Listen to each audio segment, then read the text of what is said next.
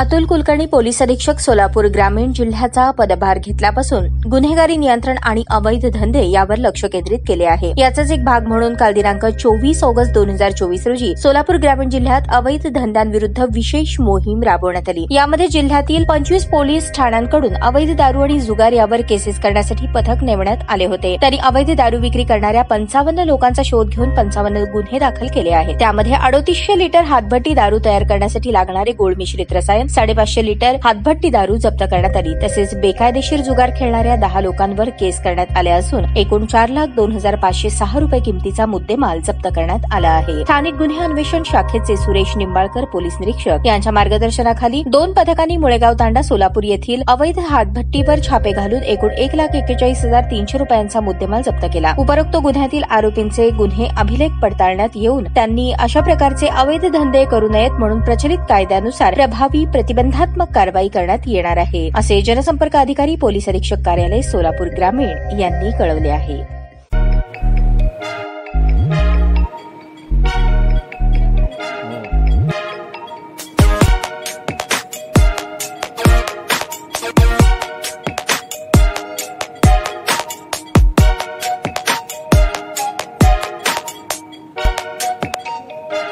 सोलापूर शहरातील सुप्रसिद्ध हॉस्पिटल म्हणजे सेंट्रल मल्टी स्पेशालिटी हॉस्पिटल मागील अनेक वर्षापासून सेवा बजावत आहे। 24 तास इमर्जन्सी सर्व्हिस, मॉडर्न टेक्नॉलॉजी, अनुभवी डॉक्टर्स तसेच अत्याधुनिक तंत्रज्ञान सुविधांनी सुसज्ज स्त्रीरोग प्रसूती विभाग, ऑर्थोपेडिक विभाग, मेडिकल विभाग आणि इतर एकमेव नाव म्हणजे सेंट्रल मल्टी स्पेशालिटी हॉस्पिटल।